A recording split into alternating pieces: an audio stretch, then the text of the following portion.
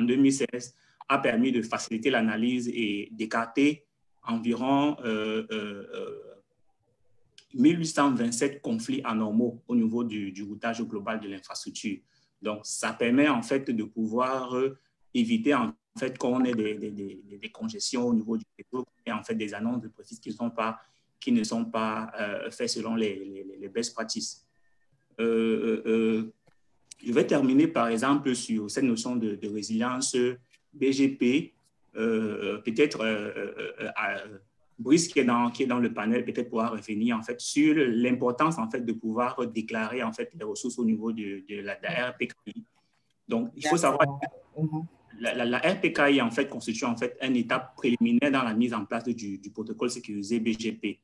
Donc ce mécanisme donc permet en fait de vérifier quelle est l'origine du et chaque RIR, notamment Afrique, pour le cadre de l'Afrique, administre donc en fait une gestion publique qui est dédiée donc à la certification des ressources sur Internet, que ce soit l'adresse IP. Monsieur Bobo, la connexion, on ne vous entend pas bien par moment.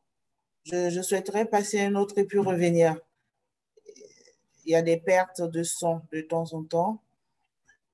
Donc, si je comprends bien, il y a des dispositions à prendre au niveau des aspects techniques et des stratégies à mettre en place pour assurer la résilience du réseau, notamment multiplier les points d'échange, migrer vers l'IPv6. Et tout à l'heure, vous avez relevé qu'il y a au niveau de la résilience deux aspects, l'accès et la robustesse du réseau qu'il faut garantir. J'aimerais pouvoir demander à M. Assirou, qui est de la Côte d'Ivoire. Nous parlons du cadre ivoirien. Est-ce que toutes ces infrastructures que nous avons citées, le backbone, les protocoles, les ressources, le DNS, est-ce que tout ça existe et comment est-ce que cette gestion-là est faite au niveau de cette infrastructure? Je voudrais quand même qu'on sache le cas de la Côte d'Ivoire. Monsieur Assirou. Merci, Madame Goué. Je voudrais, si vous permettez, revenir sur la précédente question, qui est un aspect qui n'a pas été abordé, qui n'est pas technique. Vous avez dit que depuis ces 5 dernières années, on entend plus parler de résilience. Alors, c'est une question intéressante. Je pense qu'il faut lier ça avec aussi tout le fonctionnement international et mondial. Depuis 2015, il y a ce qu'on appelle les objectifs de développement durable qui ont été définis dans le système des Nations Unies et qui sont portés par le PNUD. Et donc, on a l'objectif numéro 9, donc j'ai partagé par message dans le texte, l'objectif numéro 9 qui traite de l'industrie, de l'innovation et des infrastructures. Donc, il est clairement indiqué comme objectif de bâtir des infrastructures qui sont résilientes. Et quand on parle d'infrastructures, on touche aussi le domaine des technologies de l'information et de la communication. Il faut comprendre que le système fonctionne avec aussi l'ensemble des intérêts. Donc, jusqu'à 2030, au niveau mondial, plusieurs pays ont un certain nombre d'objectifs qui sont déclinés avec des indicateurs dans divers secteurs d'activité et dans les différents pays. Donc, ça fait que ça a influencé naturellement le vocabulaire parce qu'on parle aussi de sécurité un peu plus avant. On parle d'espace de confiance et aujourd'hui, on reste maintenant sur la résilience qui reste un peu plus dans cet esprit-là de l'objectif numéro 9, les objectifs de développement durable. Ce qui fait que dès l'instant où on parle de ce sujet, on trouve dans la littérature plus des questions liées à l'infrastructure, à la mise en place même de services qui sont des services encore de base. On parle très technique. Nous, en Côte d'Ivoire, pour venir à votre question, il serait souhaitable quand même qu'on puisse parler aussi de l'Internet à deux niveaux. Il y a l'Internet au niveau international, les câbles sous-marins qui arrivent donc, sur l'infrastructure, la connectivité mondiale. On est desservi par un certain nombre de câbles sous-marins dus d'abord aux initiatives des entreprises privées, depuis l'opérateur historique, qui était Côte d'Ivoire Télécom. Donc aujourd'hui, c'est tout le consortium Orange. Les opérateurs privés de télécom avec MTN Côte d'Ivoire qui ont des propriétés de câbles. On a aussi le groupe Move, donc avec Maroc Télécom qui a ses propres initiatives. On a Main1 qui est un opérateur de câbles, donc dans la transmission de données. Ceux-là, aujourd'hui, font qu'on a plusieurs arrivées de câbles sous-marins en Côte d'Ivoire pour la transmission via le réseau sous-marin. Donc, on a des câbles fibre optique qui atterrissent en Côte d'Ivoire. Aujourd'hui, en 2020, on peut dénombrer 5 projets différents. Il y a aussi de la connectivité internationale via les satellites. Mais lorsque ce système est mis en place, alors, localement en Côte d'Ivoire, il y a des initiatives aussi, en plus de ces privés-là, qui concernent le domaine de l'administration publique.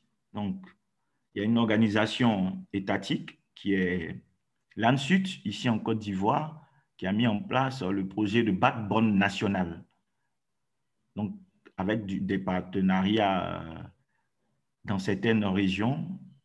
Mais aujourd'hui, ce projet, il est, je pense, fonctionnel. Madame Goué me dira, peut-être partiellement. Au niveau mise en place d'un backbone, transmission dans la stratégie aussi de e-gouvernement. Alors, après la transmission, il y a maintenant les points techniques qui ont été abordés par mes prédécesseurs qui concernent tout ce qui est gestion du routage dans son ensemble et la gestion des ressources telles que adresse IP, numéro de système autonome, etc. Ici en Côte d'Ivoire, on a aussi un organisme qui gère la régulation et qui gère à la fois aussi, on va dire, la sécurité en griffe. Donc, qui est plus indiqué, à mon sens, pour le moment, dans notre architecture actuelle, à gérer les questions de sécurité et de haute disponibilité des services et les questions de résilience, pour faire simple. À l'image de l'ANSSI en France, ici, on a l'ARTCI qui, à la fois, régule les télécoms et les TIC et aussi est chargé de gérer cette sécurité. Peut-être qu'il faut penser plus tard à faire évoluer ce cadre-là. Et donc, sur ces questions, voici l'interlocuteur privilégié qu'on devrait avoir quand on veut parler de résilience de mon analyse. Et ici, les opérateurs, pour la plupart, sont aujourd'hui, je pense, des LIR, donc Local Internet Registry. Ils sont en principe enregistrés chez Afrinic, même ceux qui ne disposent pas d'infrastructures de backbone en propre, comme les ISP. Je pense que Brice Abba pourrait nous dire aujourd'hui quel est l'état de ceux qui sont officiellement LIR, Côte d'Ivoire Télécom, peut-être MTN ou même VIPNet, et Move, ou le PNET ou la SNDI. Donc, on a des LIR donc, qui sont référencés officiellement chez Afrinic, qui sont censés disposer, je dis censés parce que je ne peux pas tout prouver, de numéro de système autonome, donc savoir gérer le routage, et des blocs d'adresse IPv4, certainement aussi quelques blocs IPv6. Je pense qu'aujourd'hui, je n'ai pas un état des lieux précis. Donc, il faut maintenant qu'on soit sûr que tout le monde a de la compétence pour pouvoir aussi mettre en œuvre de façon très professionnelle en respectant les bonnes pratiques de sécurité avec toutes ces technologies-là. Il y a donc la question aussi du DNS qui a été touchée, en plus du routage, et ça fait partie aussi des points pour lesquels, depuis plusieurs années, les initiatives locales, même de la société civile, pour parler de l'ISOC ou de l'Association des utilisateurs de logiciels libres, a beaucoup misé dans le renforcement de capacités. Aujourd'hui, on a beaucoup de DNS qui tournent en respectant un minimum de bonnes pratiques quand même ici en Côte d'Ivoire et qui sont sur des systèmes robustes basés sur Linux en général. Et je pense qu'on est quand même pas mal placé dans le contexte de la Côte d'Ivoire. Après, il faut quand même des efforts aussi pour parler de sécuriser les DNS à un autre niveau, de mettre en œuvre certains protocoles, de parler de DNSSEC, etc. Pour les questions aussi de PKI, bon, on tourne les yeux vers notre régulateur, qui est la RTCI. Et puis, enfin, il y a des mesures pour se prémunir contre des attaques telles que le DDoS, qui sont des attaques qui peuvent aussi affaiblir et empêcher même de l'ouverture sur l'Internet mondial et même aussi créer des perturbations qui sont locales. Donc, en gros, je pense sans avoir l'exhaustivité de ce qui se fait, je sais pour avoir travaillé dans certaines sociétés que des gros opérateurs telco de Côte d'Ivoire mettent en œuvre certaines mesures par rapport au DDoS, par rapport au DNS, comme j'ai dit, et appliquent aussi le routage statique ou dynamique selon les niveaux dans le réseau. Et ils sont en relation avec Afrinic, donc qui leur aussi donne des formations. Et on a quand même une bonne masse critique d'ingénieurs qui sont assez compétents. Un autre aspect qui est assez spécifique à la Côte d'Ivoire, moi je pense qu'il faut aussi réfléchir à comment développer l'Internet au niveau national lui-même. Parler de résilience, il faut parler aussi de l'Internet national. C'est-à-dire qu'il peut y avoir des contenus locaux qui sont accessibles directement ici à travers des points d'échange. Donc, il faut faciliter l'essor du point d'échange. Il faut de la grosse capacité, permettre qu'il y ait des data centers, du contenu, des services cloud basés localement, ce qui ferait que même s'il y a des incidents à l'extérieur, on a quand même la possibilité de changer localement en Côte d'Ivoire. Donc, la résilience aussi, c'est important qu'on ait de la disponibilité de notre propre Internet local. Voilà ce que je voulais ajouter. On pourra entrer dans les détails lorsqu'il y aura des questions.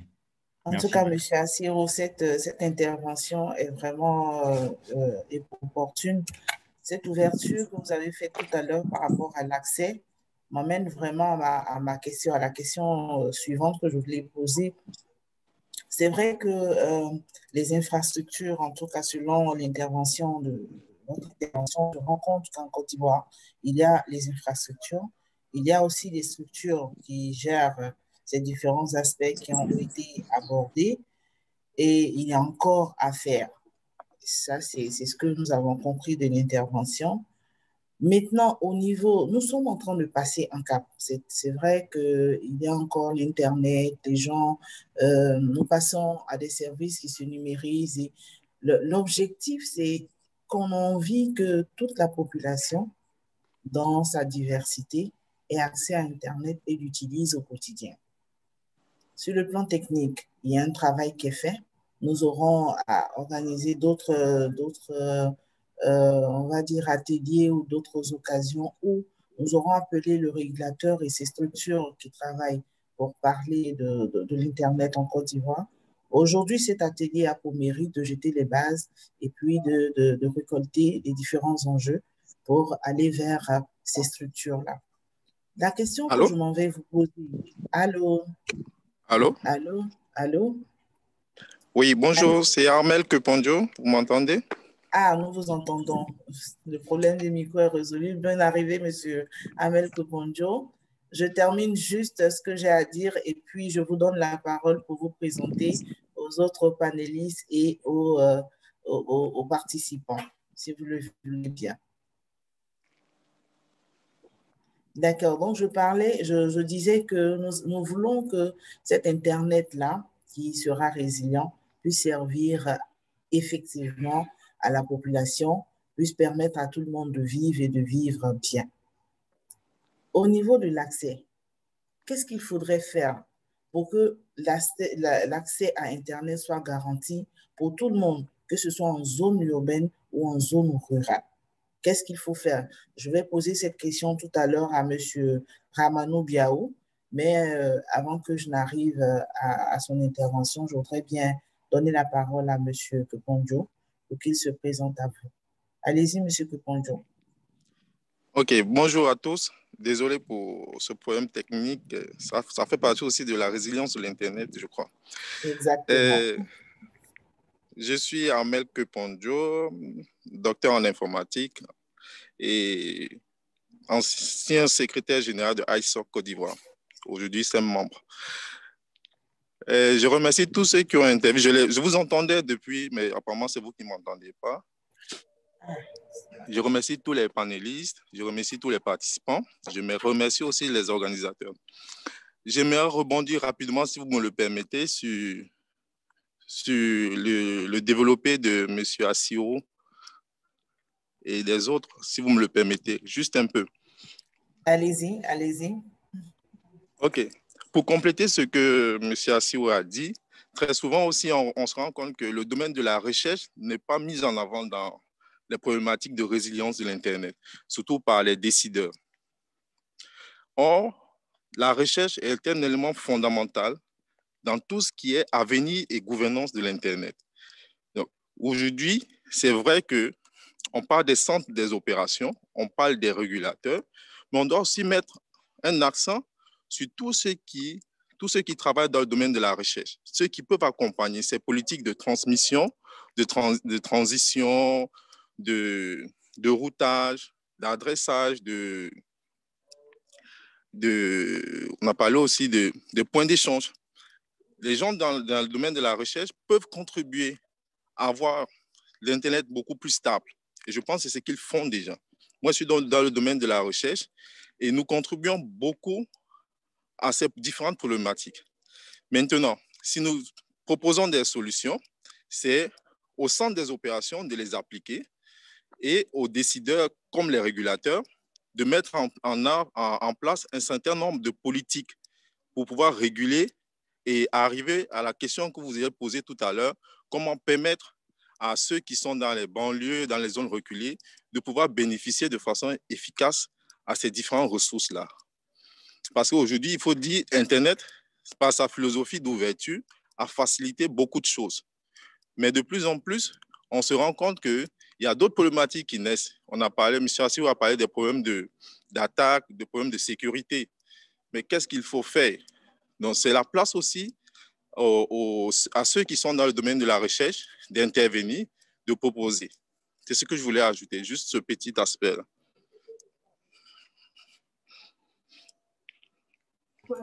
Merci, M. Keponjo, de relever l'utilité de la recherche dans cette quête de solutions par rapport à la résilience de l'Internet.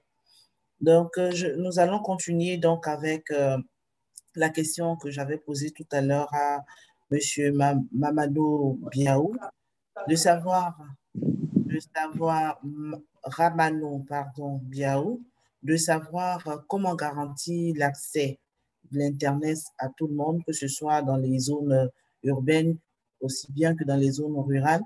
Hier, lorsque nous parlions des acteurs, la question est revenue. Un participant a relevé qu'il y a les terminaux, il y a l'accès qui est encore un peu coûteux pour les populations. Je voudrais savoir, vous qui êtes les spécialistes, vous qui connaissez la gouvernance de l'Internet, est-ce qu'on peut faire quelque chose pour permettre l'accès facile à l'Internet pour les populations urbaines et les populations rurales? Monsieur Biaou. Ok, merci, Madame Angoui. Donc, sur la problématique de l'accès, c'est quelque chose qui revient dans l'écosystème de la gouvernance de l'Internet et dans la plupart des discussions, que ce soit au niveau local, régional ou international, sur l'Internet ou la gouvernance de l'Internet.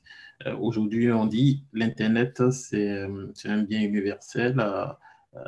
Son accès est vital parce que ça peut transformer nos sociétés, que ce soit d'un point de vue social, mais également accélérer notre développement.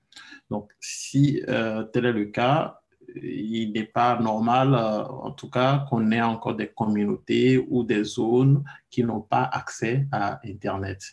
Et je crois que dans nos différents pays, beaucoup d'organisations travaillent dans ce sens-là pour pouvoir permettre ou faciliter l'accès à Internet à plusieurs communautés. Bon, pour la plupart du temps, on revient sur la problématique des zones rurales. Mais avant d'aborder ce sujet, je vais parler des zones urbaines également, parce que les zones urbaines, certes, il y a une forte concentration de la connectivité au centre des zones urbaines, mais dans certains cas, aux extrémités des zones urbaines, la connectivité n'est pas en fait ce qu'elle devait être. Et ça, je ne veux pas m'accentuer sur l'accès mobile parce que c'est ce qui a en tout cas boosté l'accessibilité à Internet en Afrique. Mais surtout, je vais m'accentuer sur la connectivité physique, donc pas la fibre optique par exemple. Je crois que pour améliorer quelque part aujourd'hui notre connectivité, parce que comme vous le savez, on devient de plus en plus gourmand dans la bande passante nécessaire à nos activités. Aujourd'hui, la crise sanitaire a permis de se rendre compte qu'on peut faire beaucoup de choses via Internet et on est en train de se sauver binaire. Malheureusement, peut-être certaines personnes souhaiteraient être avec nous, mais à cause de la bande passante, ne peuvent pas être présentes pour entendre tout ce qu'on dit aujourd'hui. Et donc, il y a la question du dernier kilomètre au niveau des zones urbaines qu'il faut prendre en compte dans la stratégie de l'accessibilité. C'est-à-dire il faut permettre le déploiement de la connexion vraiment vers le dernier kilomètre.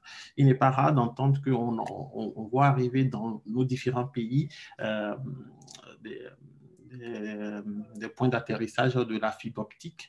C'est très intéressant pour la résilience nationale, mais il faut bien exploiter toute cette bande passante qui arrive à nos côtes en faisant une très bonne distribution du dernier kilomètre à l'intérieur du pays. Donc, en ce qui concerne les zones urbaines, c'est cette précision, c'est ce que je voudrais apporter sur la question de l'accessibilité. Si je reviens au niveau des zones rurales, bon, déjà, comme vous le savez, la plupart des structures ou entreprises qui fournissent l'accès à Internet dans nos pays sont là pour faire du business. Et d'ailleurs, c'est quelque chose, on n'en parle pas beaucoup trop, je trouve, en Afrique, cet aspect-là, business autour de l'Internet. Je crois qu'on devrait vraiment s'accentuer dessus, c'est-à-dire l'économie autour de l'Internet, on devait s'accentuer dessus parce que c'est ça qui finance aussi, quelque part, beaucoup d'enjeux de stratégie. Tout à l'heure, mon collègue panéliste, Amel, a parlé de la recherche. Ça peut être financé par le secteur privé, etc. Donc, c'est grâce aux entreprises qu'on a Internet. Mais ce qui se passe, c'est que ces entreprises sont là pour faire du business, comme je le dis, donc s'intéressent beaucoup plus à des zones où on a une forte concentration de population. Donc, par conséquent, à des zones où elles sont susceptibles de faire rapidement des bénéfices. Donc, je crois que l'entreprise n'aura pas l'intérêt à aller mettre un pylône pour l'accès ou tirer la fibre optique jusqu'à un village où, en fait, le coût d'exploitation d'arrivée de l'accessibilité ne va même pas permettre, ne sera pas en fait couvert par le nombre d'abonnés qu'on aura. Alors, c'est donc pas conséquent. L'entreprise ignore ces zones-là et se concentre sur les zones à forte concentration de population où elle est susceptible de faire des bénéfices. Je crois que pour répondre quelque part aussi à cette problématique-là, il faut qu'on développe ce que moi j'appelle la solidarité de l'accès. La solidarité de l'accès, c'est peut-être une contribution qui va permettre de pousser ces entreprises à, même si elles ne font pas des bénéfices directement en déployant de l'infrastructure, qu'elles puissent quand même couvrir certains nombres de charges afin de permettre la connectivité des personnes qui ne sont pas connectées. Donc, ça peut être une contribution à l'amélioration de l'accès dans les zones peu accessibles ou les zones blanches qui est répartie au niveau du coût de l'accès, mais au niveau national, globalement. Et cela va nous amener à éviter d'avoir des opérateurs qui se concentrent exclusivement dans des zones qui sont simplement rentables. L'autre chose, pour pouvoir faciliter l'accessibilité à Internet des zones rurales, c'est quelque chose qui a été développé beaucoup ces dernières années avec Internet Society et ses différents chapitres à travers le monde. C'est ce qu'on appelle les solutions technologiques communautaires, donc vraiment appelé les réseaux communautaires. Donc, les réseaux communautaires, c'est quoi? C'est des réseaux qui sont construits par la communauté et pour la communauté. Donc, généralement, le réseau communautaire aura tout son sens dans un environnement où on a des difficultés pour pouvoir déployer l'infrastructure filaire ou qui est une zone blanche, mais qu'il faut quand même connecter. Donc, à travers les réseaux communautaires, on a la capacité aujourd'hui de renforcer la capacité technique des personnes ou des communautés qui elles-mêmes vont s'organiser pour pouvoir gérer l'infrastructure du réseau communautaire qui va leur permettre de se connecter à Internet. Et cela peut être facilité aussi en améliorant la réglementation, parce que quand on dit réseau communautaire, il ne faut pas oublier qu'on parlera quelque part de fréquence. Et c'est là qu'on fait un clin d'œil à nos chers régulateurs pour dire aujourd'hui, les réseaux communautaires sont un instrument important pour réduire la fracture numérique intérieure de nos pays. Et pour y arriver, il faut que les régulateurs aussi facilitent la mise en œuvre de ces réseaux-là en développant peut-être des processus allégés pour l'obtention des fréquences qui sont nécessaires au déploiement de ce type de réseau communautaire. Et on a de très bons retours d'expérience en termes de réseau communautaire en Afrique. Par exemple, au Zimbabwe, il y a eu des réseaux communautaires qui ont été installés et qui ont permis de numériquement désenclaver certaines zones blanches qui aujourd'hui se retrouvent sur Internet. Donc, n'oublions pas que plus on a de personnes connectées sur Internet, c'est que c'est de nouveaux marchés qu'on ouvre comme cela et on apporte un support ou une bouffée d'oxygène aussi à notre économie, parce que tout à l'heure, on a parlé de l'Internet au cœur de l'économie, comment est-ce que ça développe l'innovation, etc. Mais bien sûr, parce que derrière, il faut bien des consommateurs. Et ces consommateurs, si ils ne sont pas connectés, ils ne peuvent pas accéder aux produits. Donc, en apportant l'accessibilité aussi dans des zones blanches aujourd'hui, des zones rurales, c'est qu'on est en train de créer ou d'ouvrir d'autres espaces économiques. Je vais aborder trois autres points, mais ça va toucher particulièrement les gouvernants. C'est-à-dire, sur l'accessibilité, il faut reconnaître que c'est un travail collectif de l'écosystème qui doit être réalisé aussi bien. Oui. Monsieur Biaou, si vous le permettez, on va aborder cet aspect au niveau des mesures à prendre, des stratégies à développer, des recommandations tout à l'heure. D'accord, super. Voilà, on va aborder ça là tout à l'heure. Il y a beaucoup de choses qui ont été dites. Tout à l'heure, vous avez parlé du dernier kilomètre. Je crois que vous allez nous expliquer quand on vous donnera la parole pour l'expliquer aux participants. Je me suis rendu compte qu'il y a beaucoup de choses à faire. On a cité tout à l'heure les points d'échange, on a cité IPv6, on a cité le problème de compétences. Et je me dis, est-ce qu'avec toutes ces actions à faire, il ne faut pas une stratégie cohérente à mettre en place pour tendre vers un Internet plus résilient? Qui devrait peut-être porter cette stratégie? Je veux bien poser la question à M. Amel Koponjo avant de revenir après à M. Bissaba. Est-ce que M. Amel voudrait intervenir sur la stratégie à mettre en place pour qu'il y ait une cohérence et que cette cohérence nous permette d'atteindre cette résilience au niveau des infrastructures, au niveau de tout ce qu'il y a à faire? Allô, vous m'entendez? Oui, oui, parfaitement. OK. Donc, ce que j'aimerais proposer ici, c'est déjà en un, de mener des études sur des incidents qui doivent être menés par des organismes indépendants.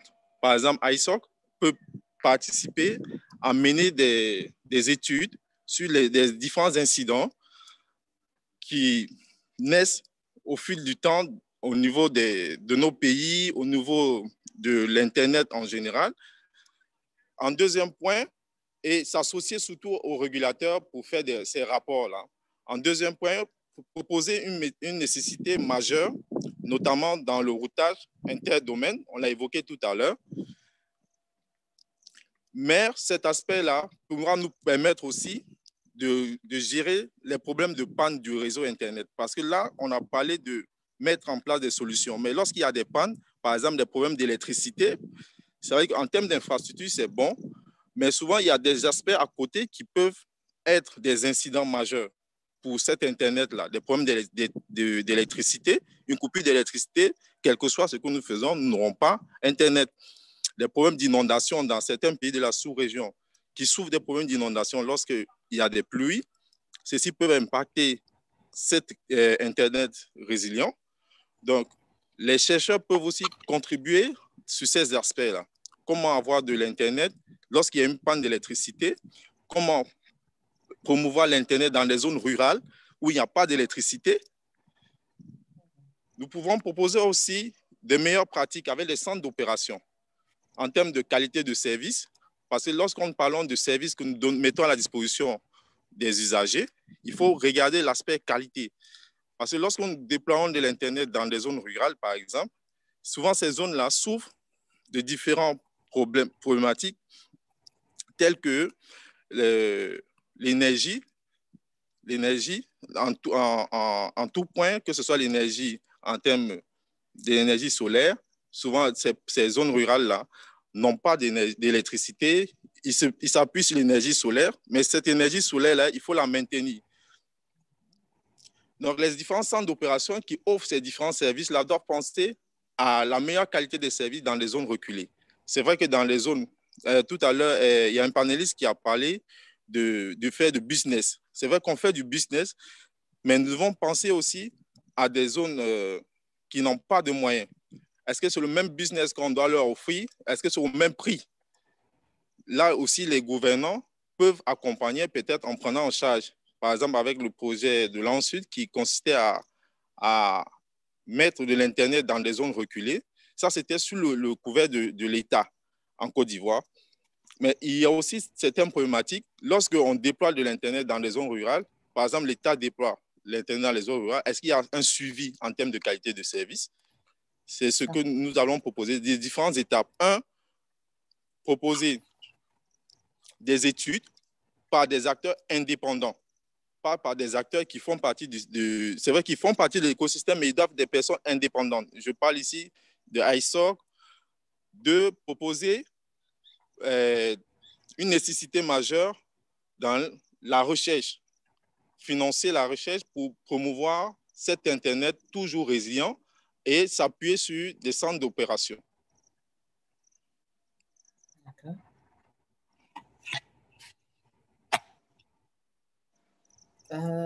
Je ne vous entends plus. Je ne vous entends plus.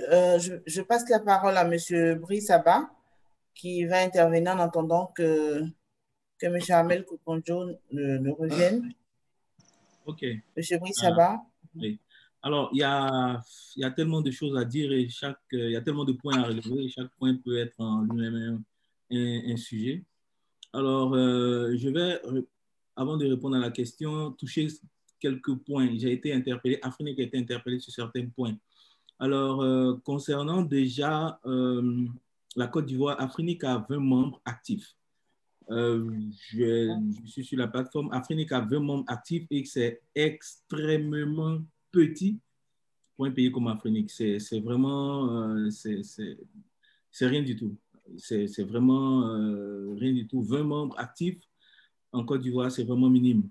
Alors, au niveau d'IPv6, je vais vous mettre dans le chat un lien pour voir un peu les préfixes qui étaient alloués en Côte d'Ivoire. La Côte d'Ivoire a reçu en termes d'IPv6 1/27, 9/32, 5/48. Donc, bon, c'est ce que je peux dire déjà là-dessus, mais on peut approfondir chaque sujet. Alors, au niveau de la sécurité du routage, Afrinic aussi a été interpellé là-dessus. Effectivement, nous avons ce qu'on appelle le RPKI, donc qui est une infrastructure à clé privée réservée aux ressources. Donc, effectivement, Afrinic est une autorité qui se charge de la sécurité à ce niveau-là, au niveau de BGP. C'est assez technique. Comme j'ai dit, c'est en lui-même un autre sujet, donc on peut carrément prendre toute une journée pour parler de BGP, des RPKI, la sécurité des ROA. Bon, il y a beaucoup de concepts techniques. Je pense que, bon, on pourra en parler. Monsieur Boussaba, au niveau des membres, les 20 membres actifs, qu'est-ce qu'il faut faire, par exemple, pour accroître le nombre de membres pendant qu'on y est? OK. Alors, aujourd'hui, nous avons un programme au niveau d'Afrique qui consistera à rencontrer des universités, les grandes écoles et les banques dans chaque pays. Parce qu'actuellement, vous savez qu'Afrinic est en train de donner des adresses à partir de son dernier /11. Donc, nous sommes dans ce que nous appelons le soft landing phase 2. Et donc, nous voulons nous assurer que chaque pays a au moins des ressources suffisantes pour accroître Internet et pouvoir se connecter aussi à Internet. Parce qu'avec IPv6, puisqu'aujourd'hui Internet est à 30%, IPv6 et 70% IPv4, on a besoin de IPv4 pour les mécanismes de transition. Pour pouvoir faire cohabiter IPv4 et IPv6 sur Internet, on a besoin d'un peu d'adresse IPv4. Donc, voilà pourquoi Afrinic veut s'assurer que chaque pays en Afrique ait suffisamment de ressources. Donc, le projet, c'est de rencontrer les grandes écoles en Côte d'Ivoire, par exemple, les banques en Côte d'Ivoire, par exemple, et toute entreprise qui peut être membre d'Afrinic, c'est-à-dire des grandes entreprises qui ont besoin de ressources d'adresses publiques. On veut les rencontrer, les expliquer pourquoi c'est important, de sorte qu'on puisse avoir plus de membres. Et ce n'est pas que pour la Côte d'Ivoire, c'est aussi pour toute l'Afrique, comme j'ai dit naguère. Nous sommes dans le dernier /11, donc on a besoin que tous les pays africains aient suffisamment d'adresses pour l'évolution d'Internet. Voilà, donc c'est l'un des projets qu'on a et puis on pourra continuer à travailler avec le gouvernement ivoirien. Alors, pour continuer mon propos, j'ai aussi été interpellé sur pas mal de points. Alors, pour l'accès, alors on a parlé un peu d'accès aussi, parce que j'ai dit tantôt que la résilience d'Internet était particulièrement sur l'accès, parce qu'on veut s'assurer que tout le monde a Internet. Et puis, c'est vraiment un problème pour les zones rurales, parce que, comme on a dit, les ISP, ils font de l'argent, donc je vois mal un ISP aller déployer des milliards dans une zone qui ne sera pas rentable. Mais il y a ce que nous appelons le service universel. Et je parle sous contrôle du régulateur. Je sais que les opérateurs mobiles de pas mal de pays cotisent pour ce qu'on appelle le service universel. Et normalement, cet argent-là doit être utilisé par l'État pour connecter les zones rurales, pour connecter les zones non connectées, comme on dit. Donc, normalement, il y a le service universel qui peut être couplé avec le réseau communautaire, parce que le réseau communautaire, on a besoin des fréquences, donc il faut absolument que le régulateur y soit associés. Donc, je pense que coupler le service universel et les réseaux communautaires peuvent aider à connecter les non-connectés. Voilà, c'est ce que je voulais dire. Maintenant, autre chose, on avait parlé aussi de la résilience d'Internet. Assirou avait mentionné un peu les différents niveaux de résilience. Alors, au niveau des services Internet, il a dit que les services Internet assurent leur résilience, leur présence sur Internet assure que que les clients ont toujours accès à Internet en ayant plusieurs connexions sur le backbone Internet. Donc, vous avez par exemple un opérateur X qui va se connecter à Géant, qui va se connecter à Tata, qui va se connecter à Renateur, pour s'assurer que lorsque le lien de Renateur casse, il utilise celui de Géant, ou etc., etc. Donc, ils font du multi-roaming à leur niveau. Au niveau des entreprises aussi, c'est très important de faire du multi-roaming. Mais ce qu'on voit, ce que nous constatons, c'est que les entreprises ne font pas du multi-roaming, mais elles prennent 2 ou plusieurs connexions Internet sans avoir leurs propres adresses Internet et leurs propres numéros de système autonome. C'est complètement inutile lorsque vous n'avez pas vos propres ressources de payer 2 ou 3 connexions Internet. Parce que chaque pan de votre réseau appartient au fournisseur d'accès Internet qui vous a donné quelques adresses pour connecter vos serveurs ou vos services. Et lorsque ce fournisseur-là, par exemple, le lien tombe, ces services-là qui passent par le lien de ce fournisseur-là ne sont plus accessibles. Donc, la bonne pratique ici, c'est de venir vers Afrinic, d'être membre d'Afrenic, avoir ses propres blocs et maintenant d'utiliser vos, par exemple, en Côte d'Ivoire, vous pouvez vous connecter à Orange, vous pouvez vous connecter à MTN, mais ça sera, ils vous donneront que du transit. Ils vous donneront l'accès à Internet en utilisant vos propres adresses IP que vous avez reçues d'Afrenic. Donc, c'est ça le multi-roaming. Au niveau des entreprises, des universités, des banques, des industries, c'est très important qu'elles fassent du multi-roaming plutôt que d'acheter plusieurs connexions Internet qui, au bout de compte, ne servent pas à grand-chose. Au niveau de l'utilisateur à la maison, ce que nous faisons en général, c'est de compter sur notre fournisseur d'accès Internet parce que chez moi, à la maison, je n'ai pas de fournisseur d'accès Internet. J'ai un fournisseur d'accès Internet et je regarde le contrat et je regarde ce qu'il me propose en termes de disponibilité de ma connexion. Donc, c'est au niveau de l'utilisateur final, c'est vraiment, bon, j'ai des amis qui ont chez eux, qui font du BGP chez eux, comme un ami, j'ai Michal, j'ai Randy Bouge, j'ai des amis qui ont du BGP chez eux à la maison, mais c'est très rare de voir des personnes chez elles à avoir ce niveau de sophistication là sur le routage. Donc, j'ai donné ces 3 points-là au niveau des ISP, avoir plusieurs backbones, connexions backbone. Au niveau des entreprises, avoir leurs propres ressources d'abord et maintenant prendre du transit sur 2 opérateurs Internet. Et à la maison, c'est choisir son fournisseur d'accès Internet de sorte qu'il vous accompagne et assure que vous ayez Internet tout le temps. Je finis maintenant rapidement pour dire que au niveau de la Côte d'Ivoire, je pense qu'on a des ressources. Je ne sais pas si la question était à ce niveau. Je pense qu'on a la compétence, on a les ressources. Je connais par exemple énormément de personnes dans l'écosystème. Il y a Assirou qui est là, que je connais très bien. Il y a énormément de personnes dans l'écosystème de la Côte d'Ivoire qui ont des compétences pour faire bouger les choses. Là-dessus, il n'y a pas de doute. Il faut simplement coordonner les efforts. C'est-à-dire qu'il faut... le projet ensuite, en soi, est un bon projet, mais peut-être qu'il n'a pas forcément associé tous les acteurs de sorte à ce qu'il atteigne sa vitesse de croisière, la vitesse de croisière escomptée. Moi, je pense qu'on a des compétences. La Côte d'Ivoire a les moyens financiers au travers du régulateur et même les fournisseurs des services Internet qui ont un service qui fait aussi dans le financement de projets. Donc, je pense qu'on a les ressources financières et intellectuelles pour mener à bien le projet qu'on a. Il faut juste trouver un moyen de coordonner tout cet écosystème-là. Je pense que l'ensuite peut être le fer de lance de cette initiative-là. Voilà, je m'arrêterai ici en entendant les questions. D'accord. Donc, nous retenons en tout cas que comme stratégie, c'est de coordonner toutes ces initiatives que nous avons sur le terrain et des associer pour aller vers une meilleure accessibilité. Le temps est notre ennemi. Nous courons vraiment vers la fin, mais nous allons passer à la deuxième partie, si vous le permettez, et nous reviendrons après avec les panélistes pour que nous puissions ensemble voir concrètement qu'est-ce que nous pouvons faire pour la résilience. Donc, vous allez donner tout à l'heure vos recommandations en termes de conclusion. Qu'est-ce que nous pouvons faire concrètement pour la sécurité?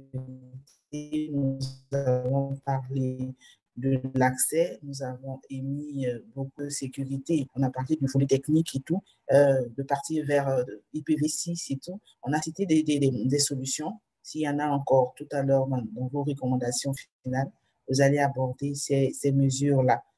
Surtout dans le cas de la Côte d'Ivoire, est-ce qu'il y en a? Comment faudrait-il peut-être ajuster cette mesure-là? Chaque panéliste pourra donner son mot de fin en abordant cet aspect.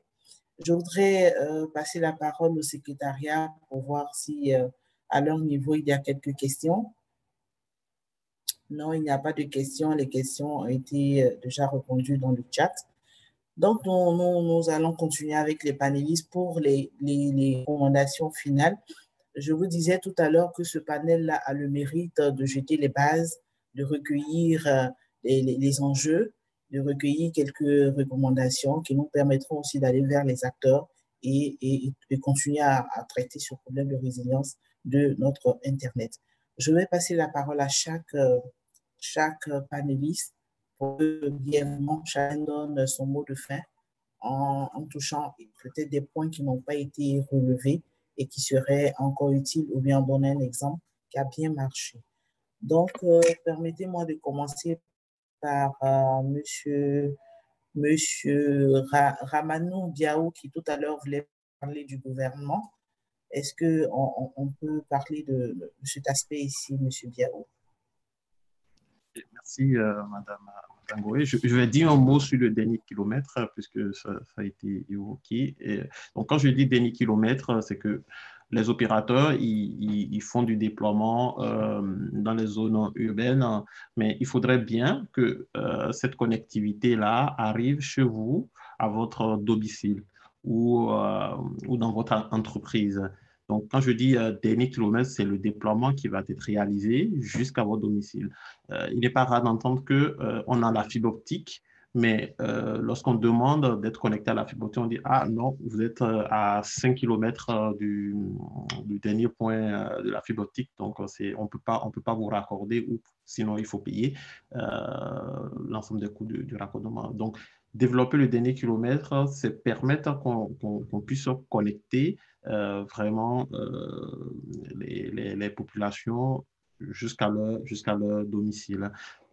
Oui, je voulais aborder une partie au niveau du gouvernement. Je crois que Brice a parlé du service universel. Je ne vais pas revenir dessus. Mais il y a juste un point que je voudrais aussi préciser, qui serait une recommandation, bien entendu, qui pourrait encourager les opérateurs à plus d'investissement dans les zones rurales. C'est de mettre en place des politiques ou des mécanismes qui encouragent les opérateurs, les FAI à réinvestir une partie de leurs bénéfices au détriment de plus de dividendes.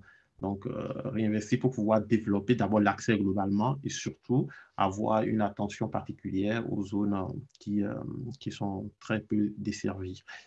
L'autre chose aussi dont on parle peu, mais que je pense à l'échelle d'un pays serait difficile, mais plutôt à l'échelle régionale ou même africaine, c'est la coopération ou la collaboration avec des grands groupes, les grands fournisseurs de contenu, donc qu'on appelle communément les GAFAM. Parce qu'il faut reconnaître que l'Afrique apporte quand même un gain financier à ces opérateurs-là qui n'est pas à minimiser. Mais est-ce que l'Afrique bénéficie de quelque chose en retour? Parce qu'aujourd'hui, si vous suivez un peu l'actualité, les rapports de force stratégiques au niveau du numérique, c'est que tous les pays occidentaux cherchent à avoir un retour, en tout cas au niveau des taxes, de tout ce que ces GAFAM-là gagnent sur le territoire. Qu'est-ce que nous on fait chez nous? Peut-être on ne va pas potentiellement leur demander de payer directement des taxes, mais on peut leur demander de contribuer au développement de l'accès. Et en plus, certains d'entre eux ont des projets dans ce sens-là. Donc, ça serait quelque chose qui, au niveau régional, pourrait avoir quand même un poids pour pouvoir discuter face à ces grandes entreprises-là. Donc, voici quelques recommandations que je peux formuler. Je vais m'en arrêter là et potentiellement, s'il y a d'autres questions, je pourrai répondre. Merci.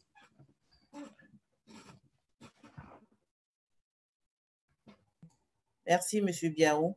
Effectivement, s'il y a d'autres questions, je pense que dans le chat et puis sur le réseau Facebook, chaque panéliste pourra continuer à répondre à ces questions-là. Je passe la parole à M. Assiro pour son mot de fin aussi et éventuellement des recommandations.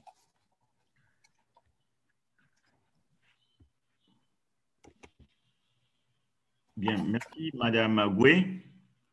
Alors, je voudrais cette fois-ci rester spécifique sur la Côte d'Ivoire, parce qu'on parle de Côte d'Ivoire là. Et première chose, Brice a touché un point très important et qui fait partie aussi des recommandations et du plan d'action même de ISOC au niveau mondial. Depuis le début, Internet reste ouvert. Et aujourd'hui, l'esprit de collaboration doit demeurer. Et c'est en ce sens que la collaboration est le premier point de toute recommandation que moi je ferai. Quand on parle de collaboration et d'ouverture, il s'agit d'impliquer les utilisateurs, les communautés, le monde privé, donc ceux qui font le business, les États, donc notamment ici, on a toutes les structures étatiques, hein, qui sont des parties prenantes, et les organisations aussi professionnelles qui sont dans le milieu. En Côte d'Ivoire, ici, il faut qu'on arrive à cet espace de collaboration-là. Là, je suppose que FGI, qui est une initiative qui est apparue depuis quelque temps, va aller encore plus loin. Il faut pouvoir fédérer, dans notre cas, hein, il faut pouvoir fédérer Internet Society, puisqu'il y a un chapitre qui est à part. Dans d'autres pays, c'est une initiative qui émane de ISOC, mais en Côte d'Ivoire, aujourd'hui, vu que ça existe, il faut donc pouvoir fédérer les autres initiatives autour. Il faut se débrouiller pour fédérer. Sinon, à un moment donné aussi, on va avoir les mêmes remarques qu'on voit passer. Il faut s'arranger. Le régulateur avait, il y a quelques années, voulu tout récupérer, ce qui a cassé la dynamique nationale. Donc, enfin, je sais très bien, hein, les étapes par lesquelles on est passé, et on voit que ça ne marche pas forcément. C'est ça. Parce que le régulateur est une structure de l'État, on a une structure qui fait le service universel, on a d'autres structures même qui interviennent, et donc, bon, on peut avoir aussi d'autres types de querelles que nous, on ne connaît pas du grand public, mais malheureusement qui ne font pas avancer l'écosystème. Donc, il faut qu'aujourd'hui, avec FGI, on parte très loin, avec courage, et qu'on puisse créer un cadre de dialogue d'abord, en dehors des conférences ouvertes comme ça, pour parler de la collaboration, qui est une nécessité, hein, dans un premier temps. Parce que si vous cherchez les indicateurs de développement durable, vous allez voir que c'est assez complexe. Ce n'est pas seulement les milliards que l'État va mettre dans la fibre et c'est fini. Parce que les prestataires sont des privés et des sociétés internationales qui peuvent repartir même avec l'argent, sans que l'impact sur les populations se fasse sentir. Donc, il faut aussi qu'on veille toujours à avoir de la compétence, hein, en permanence. Donc, par les universités, par aussi les formations qu'on fait avec le privé et par aussi les activités des associations. C'est très important, la compétence, parce qu'il y a des questions complexes qui peuvent arriver et qui sont déjà là qu'on ne sait pas toujours mettre en œuvre. La Côte d'Ivoire a déjà des compétences, hein, mais il y a encore des sujets encore plus complexes. Je pense que ceux qui sont techniques savent et peuvent imaginer les risques qu'il y a avec tout ce qui est TLS, tout ce qui concerne la sécurité des DNS, etc. Et puis, il faut qu'on soit formé à toutes les bonnes pratiques et qu'on apprenne la gestion des risques. Hein? Je pense qu'il y a d'autres panels qui vont entrer dans tout ce qui est contenu un peu plus de façon détaillée, mais ces aspects-là, moi, je mandate quoi, FGI, votre comité de coordination, de veiller à cela. Hein? On pourra tous contribuer sur ce qui n'a pas marché par le passé, sur les difficultés qu'on a eues. Les jeunes gens qui sont militants de ISOC n'ont pas forcément tout le pouvoir économique et ils ne sont pas autonomes encore socialement et ils ne peuvent pas affronter tous les combats. Ils sont obligés de chercher aussi à se nourrir, à se vêtir et à prendre soin de leur santé. Donc, c'est important qu'ensemble, on mette les forces avec quelques anciens.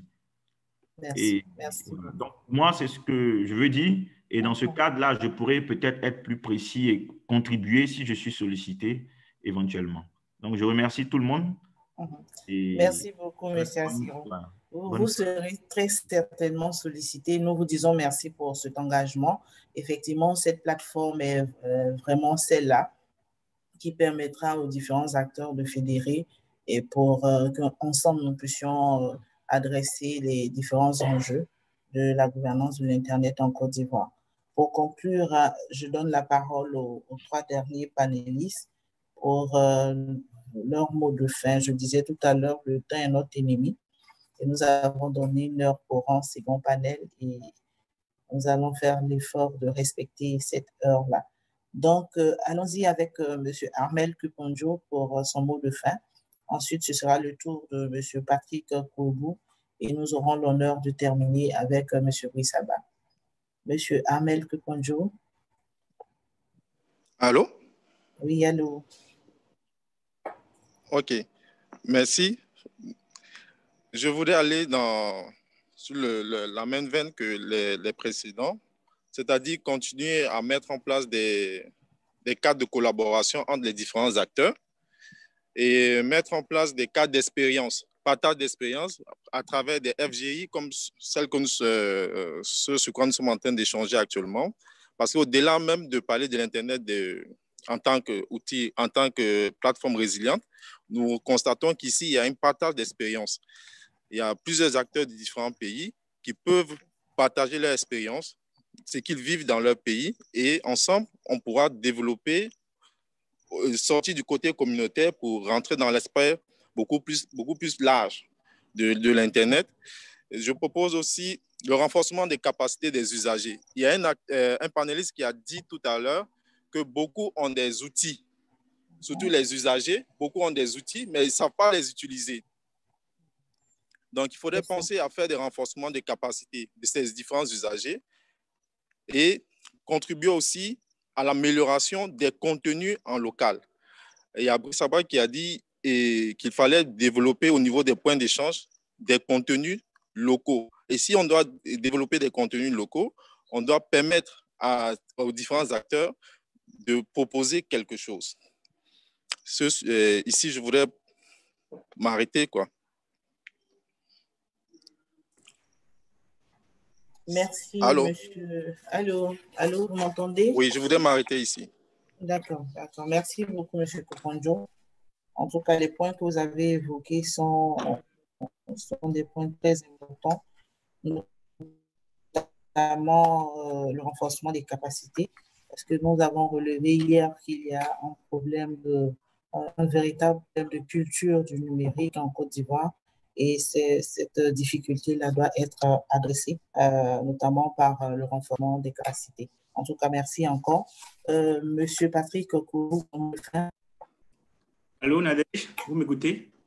Oui, Patrick, oui, je vous écoute. Juste pour revenir en fait sur ce que Armel venait tout simplement de préciser, hein. Moi, je veux juste m'accentuer tout simplement en fait sur cette problématique en fait de renforcement des capacités parce qu'aujourd'hui, c'est un gros frein, à tout ce qui concerne l'écosystème Internet parce que on se rend compte qu'aujourd'hui, nos ingénieurs en interne, que ce soit les ingénieurs ou encore les usagers, ne sont pas assez outillés.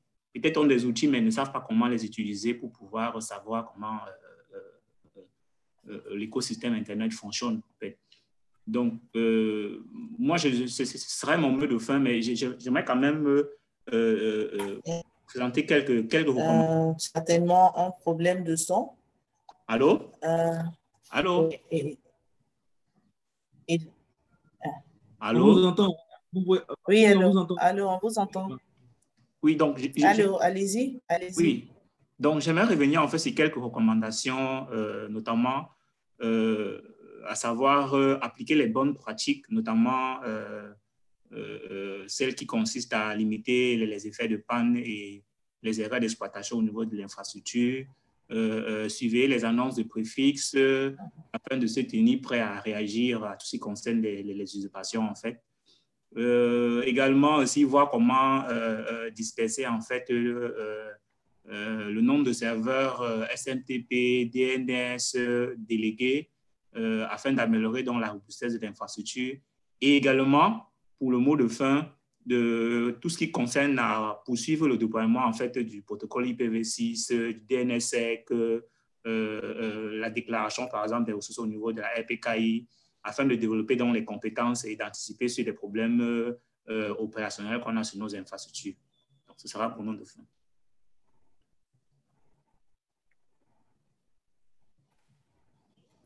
Merci. Allô? Merci beaucoup, M. Patoubon. Allô, vous m'avez entendu? J'étais en train de vous remercier. J'étais en train de vous remercier pour cette contribution qui mettait l'accent sur le renforcement des capacités et surtout sur le volet technique à véritablement renforcer. Je voudrais terminer cette série avec les panélistes par les recommandations de M. Brice Abba de Afrinic. Monsieur Abba. Oui, merci, Madame Gouy. Alors, je pense qu'au fil de la présentation de ce panel, j'ai dû donner des points.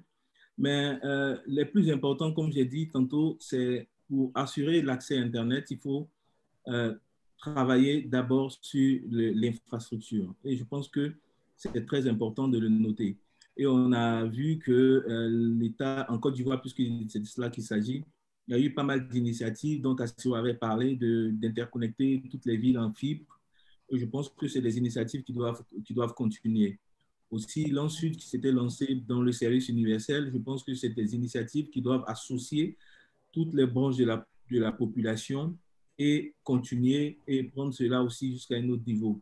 On a aussi des projets pour lesquels l'Afrique a été associée, le point d'échange Internet, qui sont très importants aussi pour regrouper les trafics et baisser les coûts d'Internet à l'international.